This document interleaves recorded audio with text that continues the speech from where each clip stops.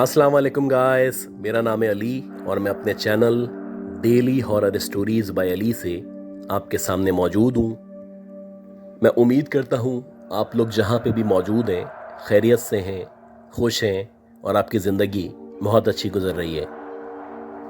अगर किसी भी वजह से आपने मेरे चैनल को सब्सक्राइब नहीं किया तो प्लीज़ इसको सब्सक्राइब करें। हो सके तो अपनी कम्युनिटी में, अपने सर्कल में, अपने दोस्तों में इसको शेयर करें। अगर आप अपनी स्टोरी शेयर करना चाहते हैं आप व्हाट्सएप कर सकते हैं, ईमेल कर सकते हैं या अपनी आवाज़ में रिकॉर्ड करके भेज सकते हैं। गाइस, इससे पहले कि हम अपनी स्टोरी की तरफ चलें, मैं आप सबसे रिक्वेस्ट करूंगा कि आप लाइक का बटन प्रेस कर दें। गाइस, आज की ये जो स्टोरी है ये थोड़ी सी वियर्ड स्टोरी है और ये स्टोरी मिस आसमा ने हमें चकवाल से भेजी है। ये जो भी वाकयात हैं या जो कुछ हुआ करता था ये इनके नाना के दौर में पेश आया था। ये बताती है कि चकवाल के अंदर एक गांव मौजूद है और उस गांव का नाम नूरपुर है। 1960-61 का टाइम चल रहा था। इनके जो नाना थे वो बहुत ही शरीफ और बहुत ही नेक आदमी थे और जितने भी गांव वाले थे वो सारे के सारे इनकी बहुत ही इज्जत किया करते थे। उस दौर में इनकी मदर तकरीबन 10 या 11 साल की हुआ करती थी। इनकी फैमिली में 2 मामू, 2 खालाएं, इनकी मदर और इनके नाना नानी मौजूद थे। इस दौरानिए में एकदम से एक दिन ऐसा हुआ कि इनके नाना अपने साथ एक लड़की को लेके आए और बज़ाहिर देखने से उसकी उम्र तकरीबन 17 या 18 साल के करीब लग रही थी। खैर, जब इनके नाना उस लड़की को घर में लेके आए तो जो भी ख़वातीन थी, ख़ास तौर पे उनकी वाइफ यानी इनकी नानी और इनकी मदर बहुत ज़्यादा परेशान थे। उन्होंने सबसे पहले पूछा कि ये कौन लड़की है जिसको आप अपने साथ लेके आ गए हैं। इनके नाना ने उसका तारुफ मधु के नाम से कराया और उन्होंने कहा कि ये मधु मुझे गांव में मिली थी और मैं इसको अपने घर में काम करवाने की नीयत से या मुलाजमा के तौर पे लेके आया हूँ। खैर, जब इनके नाना ने ये सारी बातें बताई और घर वालों को कन्विंस किया तो सब लोग राज़ी हो गए, क्योंकि इनके नाना का ख्याल था कि ये लड़की ज़ात है, इसके आगे पीछे कोई भी मौजूद नहीं है और इस तरह अगर ये रोड पे रहेगी या गांव-गांव घूमेगी तो इसकी इज्जत को भी ख़तरा हो सकता है। खैर, जब से वो मधु लड़की इनके घर में आई तो उसने मुख्तलिफ कामों में इन सब का हाथ बटाना शुरू किया। आहिस्ता आहिस्ता करके घर के जितने भी अफराद थे उनके मधु के साथ ताल्लुकात बेहतर से बेहतर होते चले जा रहे थे और सबको लगने लगा था कि जो लड़की है ये बहुत अच्छी लड़की है, बहुत हेल्पफुल है और किसी अच्छे ख़ानदान से बिलोंग करती है। मेरी मदर बताती हैं कि अक्सर जब भी हम उसको काम देते तो हम लोगों की निस्बत वो बहुत जल्दी काम कर दिया करती थी। जैसे कि अक्सर ऐसा होता, मेरी मदर रोटी पकाने के लिए मधु को बोलती और वो तकरीबन 15 से 20 मिनट के अंदर अंदर ही रोटियां बना के ले आती। नॉर्मली जब ख़वातीन रोटियां बनाया करती हैं तो उसमें ज़्यादा टाइम लगा करता है। इसी तरह जब कभी बाज़ार जाना होता तो वो लड़की बोलती कि आप रहने दें, मैं जाती हूँ और जाके सामान ला के दे देती हूँ। और जब उसको पैसे दिए जाते तो अगले 10 से 15 मिनट के अंदर अंदर वो बाज़ार भी चले आती और बाज़ार से होके वापस आ जाती। जो भी सामान उससे मंगाया जाता वो काम इतना जल्दी करती कि सारे के सारे घर वाले हैरान हो जाते, भला इतनी जल्दी कोई कैसे काम कर सकता है। शुरू में लोग उसको फुर्तीला समझते थे, एक्टिव समझते थे, लेकिन आहिस्ता आहिस्ता करके जैसे जैसे टाइम गुजर रहा था तो उसकी बहुत सारी एबनॉर्मल बातें थीं जो हमें नज़र आना शुरू हो चुकी थी। जैसे कि एक दफ़ा ऐसा हुआ कि उस गांव के अंदर एक शादी थी और पुराना दौर था, पुराने लोग थे तो इतने ज़्यादा फाइनेंशियल रिसोर्सेज नहीं थे और ना लोगों के पास आमतौर पे इतने अच्छे कपड़े होते थे कि वो किसी शादी में पहन के जा सकें। खैर, जैसे ही गांव की ये शादी करीब आई तो घर की जो भी ख़वातीन थी, ख़ास तौर पे मेरी जो नानी थी, वो बहुत परेशान थी कि गांव में शादी आ रही है, हमारे पास पहनने के लिए अच्छे कपड़े मौजूद नहीं हैं। और बिलाखिर इन लोगों ने यही डिसाइड किया कि हमारे पास ना इतने रिसोर्सेज हैं, ना देने को कुछ है, लिहाजा हम लोग बेहतर है कि ना जाएं। अब ये बातें सुनने के बाद वो जो घरेलू मुलाजमा थी जिसका नाम मधु था, उसने कहा कि आप सब परेशान ना हो, जब शादी का टाइम आएगा या उसका दिन आएगा तो उससे कुछ देर पहले मैं आपको कपड़े दे दूंगी और हम सब चलेंगे। अब जब घर की मुलाजमा जो आपकी मोहताज हो वो आपसे इस तरह की बात करे तो बहुत सारी अजीब चीज़ें आपके जहन में आया करती हैं। वैसे ही मेरी नानी ने कहा कि तू खुद हमारे यहाँ मुलाजमा है, तू हमें भला कहाँ से कपड़े ला के देगी। यह सुनने के बाद मधु मुस्कुराने लगी और कहने लगी कि जब वक्त आएगा तो मैं आपको ला दूंगी। और ऐसे ही हुआ कि शादी के एक दिन पहले वो जो लड़की थी वो पता नहीं कहाँ से बहुत सारे जोड़े लेके आ गई, और ये जितने भी सूट थे सारे के सारे नए थे और सबके साइजेस के मुताबिक थे। बारी बारी जब सबने अपने सूट पहन के देखे तो सबको सारे के सारे सूट बिल्कुल एक्यूरेट आए, और ये सूट पहनने के बाद इन सब लोगों ने शादी में शिरकत की। ये बताती है कि शादी ख़त्म होने के बाद जब सारे के सारे लोग वापस आ गए तो मेरी नानी का जो सूट था वो इस कदर हसीन था कि मेरी नानी का दिल चाहा कि ये जो सूट है इसको मैं छुपा के रख लेती हूँ और मधु को कहूँगी कि पता नहीं कहाँ गुम हो गया है। और उन्होंने ऐसे ही किया। ये जो सूट था उसको इन्होंने संदूक में छुपा दिया, और जब मधु ने कहा कि वो जो सूट थे सारे के सारे वापस कर दें क्योंकि मुझे ये वापस करने हैं। अब ये सुनने के बाद मेरी नानी बहाना बनाने लगी और उन्होंने कहा कि तुम्हारा दिया हुआ जो सूट था वो पता नहीं कहाँ पे गुम हो गया है। खैर वो जो लड़की मधु थी उसने कुछ नहीं कहा, मुस्कुराने लगी और वहां से चली गई। बाकी लोगों ने अपने अपने सूट वापस कर दिए थे, जबकि सिर्फ मेरी नानी वाला जो सूट था वो उन्होंने छुपा के रखा हुआ था। इसी तरह कुछ मज़ीद अरसा गुजरा, और कुछ मज़ीद अरसा गुजरने के बाद हमारी नानी के घर में किसी रिश्ते के लिए कुछ मेहमान आने वाले थे। मेरी नानी ने सोचा कि जब वो लोग आएंगे तो मैं यही सूट पहन लूँगी, और मधु जब पूछेगी तो उसको बता दूंगी कि कहीं गुम हो गया था और मुझे दोबारा मिल गया है। खैर जब वो दिन आया जब मेहमान आने वाले थे तो इन्होंने वो सूट निकालने के लिए संदूक खोला, और जब इन्होंने संदूक खोला तो ये हैरान हो गई कि वहां पे न सूट मौजूद था न उसका कोई नामो निशान मौजूद था। हालांकि जो संदूक था इस पे बाकायदा ताला लगा हुआ था और इसकी चाबी हमारे नाना अब्बू के पास हुआ करती थी। इसी तरह कुछ मज़ीद टाइम गुजरा, और एक दफ़ा ऐसा हुआ कि रात के तकरीबन 7 या 8 बजे का टाइम था। आम तौर पे जो लोग हैं उस दौर में बहुत जल्दी सो जाया करते थे। नवंबर का महीना चल रहा था, हल्की हल्की सर्दी हो रही थी, और ख़ास तौर पे उस गांव के अंदर निस्बतन ज़्यादा सर्दी हुआ करती थी। इत्तफाक से जो मेरी नानी हैं वो जाग रही थी, और बाकी जितने भी घर वाले थे एक एक करके सो चुके थे।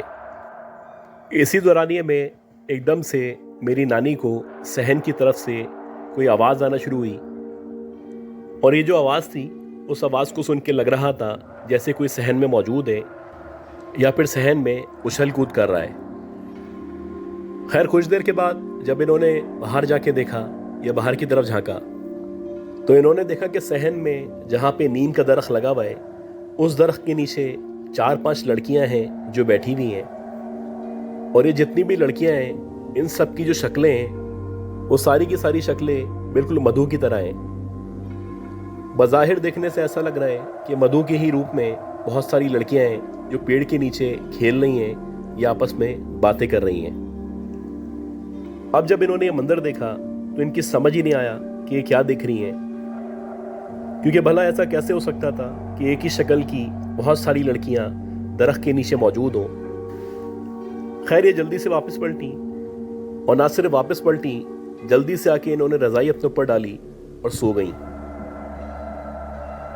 जब ये सुबह उठी, सुबह उठने के बाद इन्होंने नाना को इस सारा का सारा वाकया बताया, तो नाना कहने लगे हो सकता है तुम्हारा वहम हो या तुमने कोई ख्वाब देखा हो। और उसके बाद ये जो बात थी वो आई गई हो गई। उन्हीं दिनों इत्तेफाक से जो मेरी खाला थी उनकी शादी की बातचीत पक्की हो गई, और मेरे नाना उनकी शादी के लिए बहुत ज़्यादा परेशान थे। जाहिर सी बात है उस दौर में भी वालिदैन जो थे वो अपने तौर पे कुछ ना कुछ जहेज़ अपनी बच्चियों को दिया करते थे। मेरे नाना के पास इतना खातिर ख्वाह इंतज़ाम मौजूद नहीं था और हर आने वाले दिन के साथ साथ उनकी फ़िक्र बढ़ती चली जा रही थी। खैर, जैसे जैसे शादी के दिन करीब आ रहे थे वैसे वैसे ये जो मधु थी ये मुसलसल मेरे नाना को कहा करती थी कि अब्बा जी आप परेशान ना हो, जब इसकी शादी का दिन आएगा तो सारा का सारा इंतज़ाम हो जाएगा और आपको फ़िक्र करने की कोई ज़रूरत नहीं है। ऐसा ही हुआ कि उनकी शादी से 2 से 3 दिन पहले मधु ने अब्बा को एक बॉक्स ला के दिया और उसने कहा कि इस बॉक्स के अंदर कुछ कीमती चीज़ें मौजूद हैं, आप इनको बेच दें। बेचने के बाद जो पैसे आएंगे इन सारे के सारे पैसों को आपने इसकी शादी में ही खर्च करना है। जब हमारे नाना जी ने उस बॉक्स को खोल के देखा तो उस बॉक्स के अंदर बहुत सारे कीमती जवाहरात मौजूद थे और उनको देख के लग रहा था कि उस दौर के हिसाब से भी सैकड़ों में बल्कि हज़ारों में बिकेंगे। ये देखने के बाद मेरे नाना बड़े परेशान हुए और वो उससे पूछने लगे कि आखिर इतनी कीमती चीज़ें, ये इतने जवाहरात तुम कहाँ से लेके आई हो। इसके जवाब में वो कहने लगी कि आपका इससे कोई ताल्लुक़ नहीं है, आप इसको बाज़ार लेके जाएं और इनको बेचने के बाद अपनी ज़रूरत को पूरा करें। ये बताती हैं कि हर आने वाले दिन के साथ मधु की इज्जत में, मधु की ताज़ीम में इजाफा होता चला जा रहा था और सबको यकीन हो चला था कि ये जो लड़की है ये कोई नॉर्मल लड़की नहीं है, यकीनन ये कोई दूसरी मखलूक है जो हमारे साथ रहा करती है। जैसे कि एक दफ़ा रात के तकरीबन 12 साढ़े 12 बजे का टाइम था और शदीद सर्दी हो रही थी। इत्तफाक से मेरे मामू जाग रहे थे और बाकी जितने भी घर वाले थे वो सारे के सारे सो चुके थे। मेरे मामू बज़ाहिर लेटे हुए थे और उन्होंने अपने मुंह पे चादर डाली हुई थी। ये जो चादर थी ये बड़ी बारीक चादर थी और इस चादर के ज़रिए आपको बाहर का जो नज़ारा है वो मुकम्मल तौर पे नज़र आया करता था। मेरे मामू ने देखा कि एकदम से मधु उठी और ना सिर्फ उठी, उठ के उसने सहन की तरफ चलना शुरू किया। अब जैसे ही उन्होंने मधु को जाते हुए देखा तो एकदम से उठ के बैठे और ये सोचने लगे कि आखिर ये इतनी रात में सहन की तरफ या बाहर की तरफ आखिर क्यों गई है।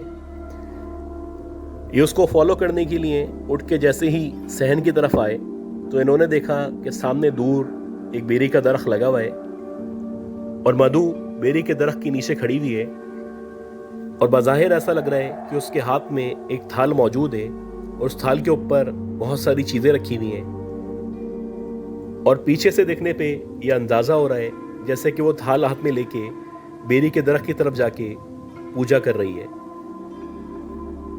मेरे मामू मुसलसल उसको देख रहे थे कि इसी दौरानिये में एकदम से वो पलटी और जब वो पलटी तो मेरे मामू बताते हैं कि उसकी जो शक्ल थी वो वैसे ही थी जैसे कि उसकी शक्ल है, लेकिन उसकी जो आंखें थी मुकम्मल तौर पे सफ़ेद थीं और ऐसा लग रहा था जैसे इसकी आंखें ऊपर चढ़ी हुई हैं।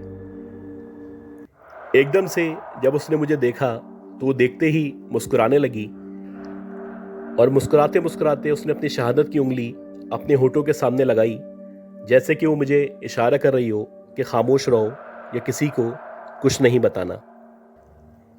अब ये मंजर देखने के बाद मेरे मामू के ऊपर खौफ तारी हो चुका था और वो चुपचाप अपने बिस्तर पे आके लेटे और पूरी रात आयतें पढ़ते रहे। उसके बाद से जब भी मधु मेरे मामू के सामने आती तो मेरे मामू अपनी आंखें नीचे कर लेते या उसको देखने से अवॉइड किया करते।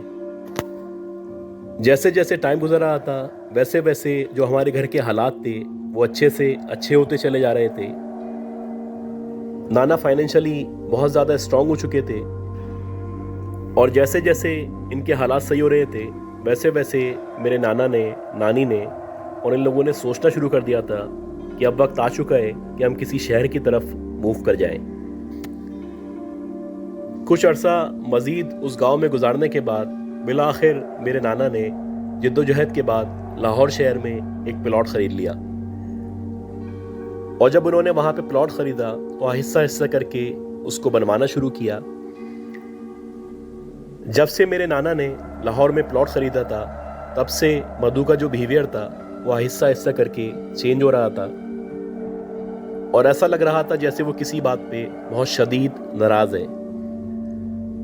अब जब भी मेरे नाना मेरी नानी के फैमिली मेम्बर्स उससे पूछते कि आखिर तुम्हें क्या हुआ है और तुम इतनी नाराज़ क्यों हो, तो वो ये कहती कि इस गांव को छोड़ के मैं नहीं जा सकती।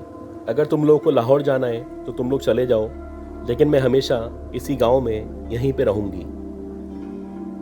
अब जाहिर सी बात है, ये जो प्रॉपर्टी थी ये मेरे नाना की प्रॉपर्टी थी और वो चाहते थे कि जब हम लाहौर शिफ्ट हों या लाहौर का घर बन जाए तो नूरपुर के अंदर जितनी भी हमारी प्रॉपर्टी मौजूद है या जो भी जायदाद है उसको भी सेल कर दिया जाए।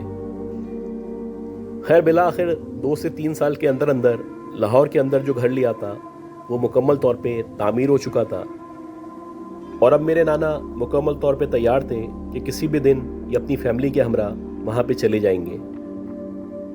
जब भी वो मधु से इसरार करते कि तुम भी हमारे साथ चलो, हमारे साथ रहो, तो वो कहती मैं शुरू से यहीं पे रहती आई हूँ, मैं यहीं पे रहूँगी, अगर आप लोगों को जाना है तो आप चले जाएं। खैर फाइनली जो मेरे नाना थे वो अपनी फैमिली के हमरा लाहौर शिफ्ट हो गए और लाहौर शिफ्ट होने के बाद से ही उनको ऐसा लगने लगा कि वो परेशानी में आना शुरू हो चुके हैं। सबसे पहले जब वो लाहौर पहुँचे या उस घर के अंदर गए तो जाते ही पहले नानी बीमार हुई, उसके बाद मामू बीमार हुए, फिर खाला बीमार हुई और आखिर में जो मेरी मदर थी वो भी शदीद बीमार हो गई। तकरीबन 2 से 3 महीने तक ये सारे के सारे लोग शदीद बीमार रहे। इस दौरानिए में मेरे नाना ने मुख्तलिफ डॉक्टर्स को दिखाया। जब डॉक्टर्स को दिखाते तो इनकी रिपोर्ट्स क्लियर आती, जबकि इन लोगों की जो तबीयत थी वो दिन ब दिन ख़राब से ख़राब होती चली जा रही थी। तकरीबन 6 महीने तक मेरे नाना उसी घर में रहे और 6 महीने के इस टाइम के अंदर मेरे नाना को अंदाज़ा हो चुका था कि ये जो घर है जहाँ पे आ चुके हैं, यहाँ पे न इन लोगों की तबीयत ठीक हो रही है और ना ही इनकी जो फाइनेंशियल पोजीशन है उसमें कोई बेहतरी आ रही है, बल्कि हर आने वाले दिन के साथ इनकी जो परेशानियां हैं वो बढ़ती चली जा रही हैं और जो भी मसाइल हैं वो हल होने का नाम ही नहीं ले रहे। काफ़ी सोच बचार के बाद मेरे नाना ने नानी से मशवरा किया और फिर इन लोगों ने दोबारा से डिसाइड किया कि वापस अपने गांव, अपने नूरपुर वाले घर में चलते हैं, क्योंकि वो जो घर था वो हमारे लिए बहुत अच्छा था, हमें बहुत रास आया था और जब तक हम वहाँ पे मौजूद थे सारे के सारे फिट थे और फाइनेंशियली ग्रो कर रहे थे। ये बताते हैं कि उसके बाद जब मेरे नाना पूरी फैमिली के हमरा नूरपुर आए तो कुछ दिनों के बाद से दोबारा से मधु भी आ गई और उसने भी इन लोगों के साथ रहना शुरू कर दिया। 1980s तक मेरे जो नाना थे वो जिंदा रहे और जब तक मेरे नाना जिंदा रहे तब तक मधु यहाँ पे आती रही और हमारी जो फैमिली थी या हमारा जो ननियाल था वो बेहतर से बेहतर होता चला गया। लेकिन जैसे ही मेरे नाना का इंतकाल हुआ, उनके इंतकाल के 2 से 3 घंटे के अंदर अंदर मधु अपना सामान लेके ना जाने कहाँ चली गई। उसके बाद मेरे मामू ने, मेरी खाला ने, गर्ज के मेरी मदर ने भी उस लड़की को बहुत ढूंढने की कोशिश की। इसी तरह टाइम गुजरता रहा और 5 साल, 10 साल, 20 साल और फिर ये टाइम आ गया। मेरी मदर बताती हैं कि उसके बाद से ना वो कभी नजर आई, ना उसका कोई नामो निशान मिला। आज तक हमारी समझ नहीं आ सका कि वो जो लड़की थी जिसको नाना अपने साथ लेके आए थे, आखिर वो कौन मखलूक थी और उसकी जो हमारे साथ हमदर्दियाँ थीं वो क्यों थीं। गाइस, उम्मीद करता हूँ जो स्टोरी मैंने शेयर की हैं ये सारी की सारी स्टोरीज आपको पसंद आई होंगी। अगर आपको ये स्टोरीज पसंद आई हैं और आपने अब तक लाइक नहीं किया तो उसको लाइक कर दें। हो सके तो अपने सर्किल में, अपने दोस्तों में इस चैनल को शेयर करें और मेरे लिए लाजमी दुआ करें कि अल्लाह ताला मुझे, मेरी फैमिली को, हम सबको सेहत दे, ज़िंदगी दे, सलामती दे। मेरी अगली अपलोड तक के लिए अपना बहुत ही ख्याल रखिएगा। अल्लाह हाफिज़।